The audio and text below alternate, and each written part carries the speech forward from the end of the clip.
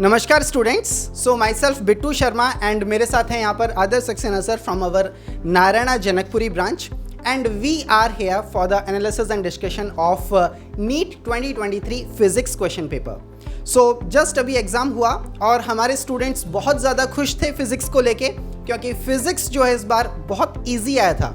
अगर हम बात करें comparison of physics question paper of NEET 2023 with NEET 2022, तो इस बार पेपर 2022 से थोड़ा सा इजी था और बहुत सारे क्वेश्चंस ऐसे थे जो डायरेक्टली हमारे क्लास नोट से, जो डायरेक्टली हमारे ग्रांड टेस्ट जो भी स्टूडेंट्स ने दिए हैं डायरेक्टली वहाँ से कुछ क्वेश्चंस, तो जो रीसेंट ग्रांड टेस्ट हमारे 4-5 दिन पहले हुए थे उसमें से डायरेक्टली क्वेश्चंस पूछे गए थे, तो स्टूडेंट्स बहुत ज़्यादा कंफर्टेबल फील कर रहे थे। अगर हम पैटर्न देखें क्वेश्चन पेपर का तो बिल्कुल वैसा ही था जैसा 2022 में था।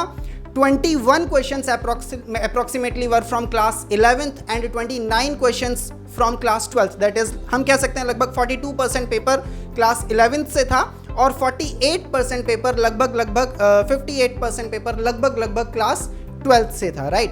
तो पेपर का पैटर्न बिल्कुल हमारा सेम था जैसा 2022 में आया था। पेपर थोड़ा सा इजी आया था इस बार।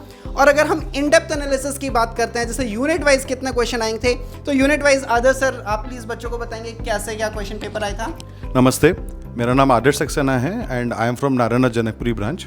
एक्चुअली जैसे बिट्टू सर ने बताया कि 42% का वेटेज हमारा क्लास 11th का था एंड 58% का वेटेज हमारा क्लास 12th का था। अगर थोड़ा सा डीपली एनालाइज करते हैं अगर चैप्टर वाइज, तो जैसे आप अगर देखेंगे तो करंट इलेक्ट्रिसिटी हमारे एक जो चैप्टर है क्लास 12th का, अप्रॉक्सीमेटली उसमें से 5 क्वेश्चन उसमें से पूछे गए हैं। एंड क्वेश्चंस का अगर लेवल डिस्कस करता हूँ तो question is very easy and अगर आपके हमारी जो टेस्ट सीरीज है, many of the questions were directly asked from there, that is called as the GT and many of the questions from our package has been directly approached for this NEET 2023।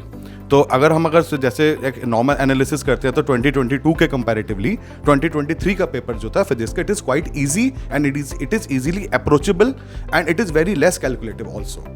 तो अगर जैसे हम सब subject के बारे में तो वैसे हम क्या डिटेल में बात करें, लेकिन मैनी ऑफ द स्टूडेंट्स जो हमारी टेस्ट सीरीज के साथ एनरोल्ड थे, I think they will definitely pass with the flying colours.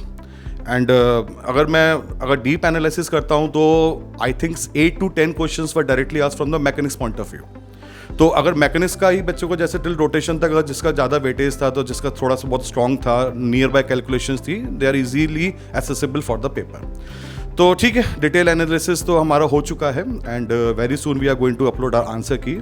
ठीक है, तो all the best and we will prepare for the future as well. Thanks, all the best.